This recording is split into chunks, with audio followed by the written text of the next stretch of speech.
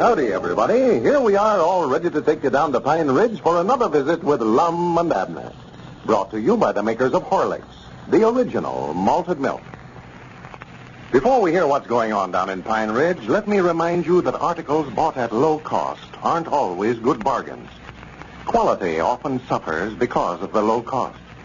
Remember this when next you're buying malted milk for yourself or family.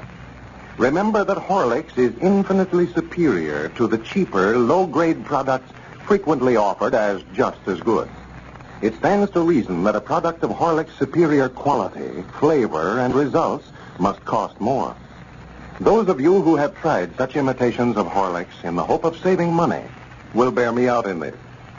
If you want to get results, remember to always insist on Horlicks, the original and genuine. Your druggist has it in both natural and chocolate flavors. And now, let's see what's happening down in Pine Ridge. Squire Skimp, with the assistance of his friends from the city, Professor Willoughby and his wife, are promoting society in Pine Ridge in order to sell stock in his silver mine, it being necessary to own stock in the Great Western Sterling Silver Company to be accepted in the local 400 set. The citizens of Pine Ridge are all enthusiastic over the new mode of living the professor is introducing, and the latest undertaking is the organizing of a country club. As we look in on Pine Ridge today, we find Abner down at his store.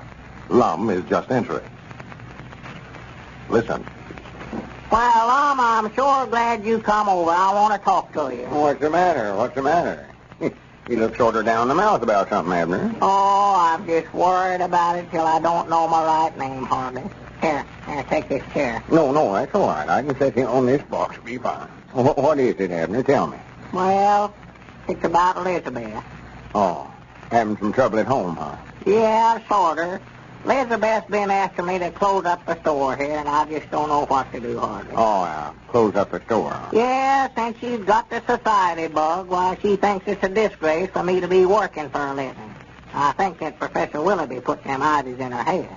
Well, come to think about it, Abner, you are about the only one around here that is working now. You and Dick Huddleston. Yeah, I talked to Dick about it, and he said there ain't no disgrace in making an honest living, no matter how far up in society you get. Well, you know, Dick's awful old-fashioned in his ideas, though, Abner. You notice he ain't taking no part in these society doings. He's going to be so far behind in manners and stuff like that, he'll be ashamed to get out around any of the rest of us. Well, the only reason he's been left out of everything is because he ain't got no stock in that silver mine. He says that he loves to get out and have a good time, same as anybody, but that he ain't going to buy no stock to do it. I know. That's what he told me. I've been trying to sell him some stock, you know. Well, I still don't see why they got to own stock in that silver mine before they can belong to the FSTR. Squire explained that to you, Abner. The reason they want them all to be stockholders is because we know they'll all be rich here pretty quick off of the silver mine, and we don't want nobody in the 400 set that can't afford to have parties and serve refreshments, ice cream and stuff. Yeah. Well, there's some things about this society business that's all right, but everybody quitting work around here. I'm just afraid there'll be a lot of hungry people here in Pine Ridge next winter. Crops is going to grow up in weeds and everything else. Oh, when them dividends comes rolling in, we won't need no crops. We can all buy canned goods, salmon and sardines and stuff. Yeah, but that idle rich country club they's talking about, playing golf all day long. They'd spend that much time working, putting in a crop while they'd be a heap better off. They don't need the stuff themselves, while they can give it to somebody that does. Well, I don't believe they're going to be able to get up that country club no way. We had a meeting over at Squire's office this morning. Don't look like we're going to be able to get enough members to put it over. Well, they started out wrong. Squire wanting everybody to own 5 shares of stock in the silver mine before they could get in it. Well, that was to keep exclusive, though. Yeah, it sounded like a scheme to sell more stock to me. Oh, Swan, Abner, you ought to be ashamed saying that. After Squire letting you in on that silver mine stock just because he thought so much of you, and you turn right around and talk about him like that. Well, it just never sounded right to me. I don't know why. He offered to build a golf course and just give it to us. All he has to do is us to furnish the ground to put it on. Yeah, but we had to buy the land from him. Oh, well, that weren't his fault. See, Professor Willoughby knows more about golf courses than anybody in town, and Squire had him look around to find the right piece of ground to put it on, and after looking them all over, why, he picked that lower 40 of Squire's. Yeah, but the very idea the squire wanting us to pay him $50 an acre for it. He never give but $8 an acre, and then that was more than it was worth. Well, it ain't worth more than that for farming, no. But natural, when he found out he had the only piece of ground around here you could grow a golf course or build a golf course on, he'd want what it's worth. Like if a feller bought land for $5 or $10 an acre and then found oil on it, you wouldn't expect him to sell it for just what he'd give for it, would you?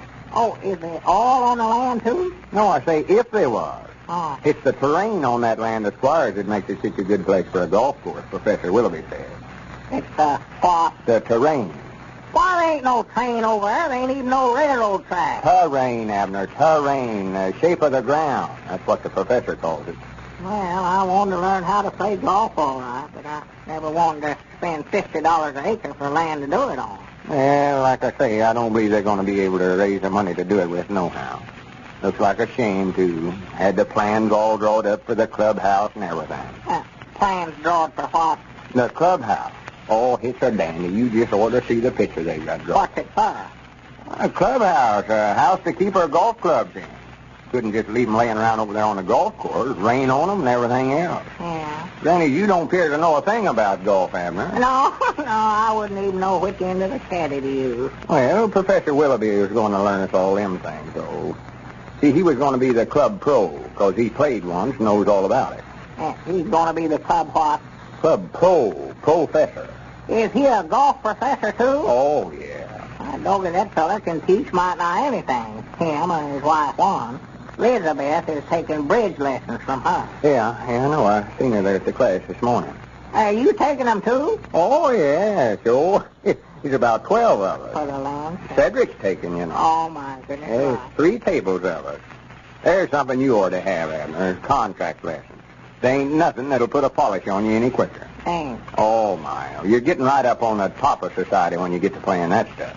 Well, I played cards all my life, but I never had to have no lessons to learn how. I always just kept on to it. Well, you see, this is different from pitch or flinch or pinochle or them games. It is.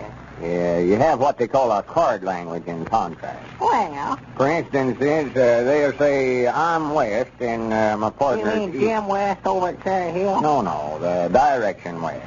Oh. See, they changed their names to North, East, South, and West in this game. Well, That's the way they show you how to play. uh-huh. Now, like if West wants to bid hearts, why, he'd indicate by bidding a spade. Well, And his partner East would bid 2 diamonds to let him know that he's got clubs.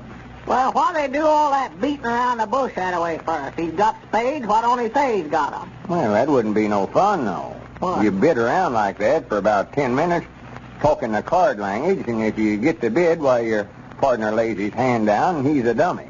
Well, But about 9 times out of 10, when you see what he's got, you feel like the dummy yourself. I don't think I'd like that. Oh, it's interesting.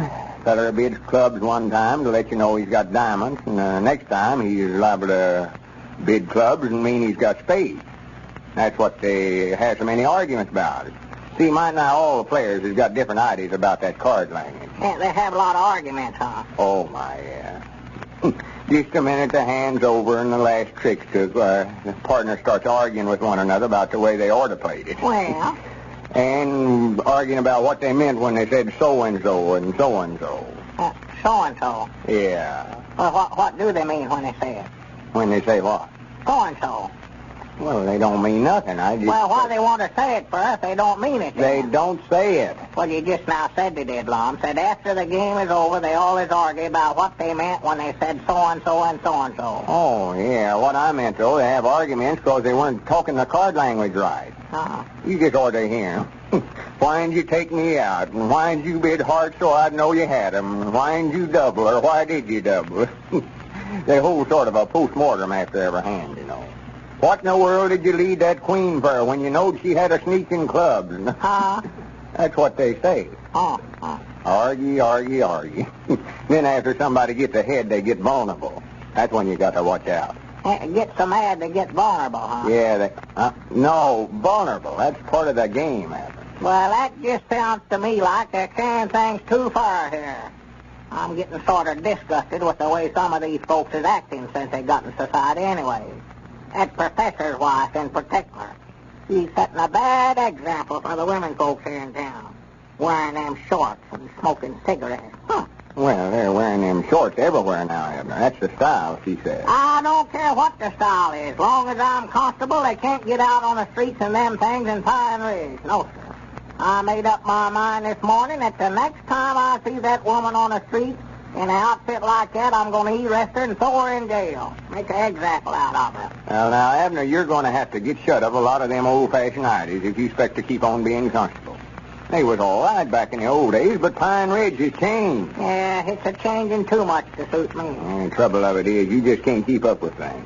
You're in society now, Abner. You've got to keep up with the times. Well, if I've got to close up my store and take singing lessons and take bridge lessons so that I can learn how to argue all day with my friends, well, I don't know where I want in society or not. Yeah, tis that he's different from ever I thought he was. Too much.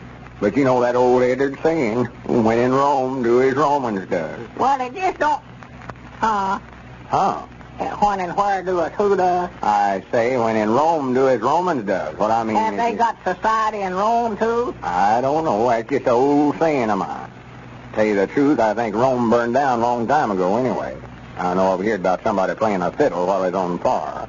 Well, did he think he'd put the fire out playing a fiddle? I don't know, Abner. Is that professor trying to get that started now, having somebody play a fiddle every time we have a fire here? No, I just said when in Rome, do...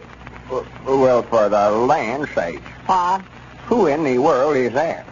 Oh, you mean them two little boys riding them bicycles? Them ain't little boys. That's a couple of women folks wearing shorts. Short? Dad, blame it, I'll put a stop to that. Wait a minute, Abner. Hey, hold on there. Stop right where you at. What's the meaning of running around town in an outfit like that? Abner, wait a minute. You better find out who it is I first. don't care who it is. Just get down off of them bicycles. You're both under arrest. Abner, you idiot. That's your wife and daughter, Elizabeth and Pearl. Oh, my goodness.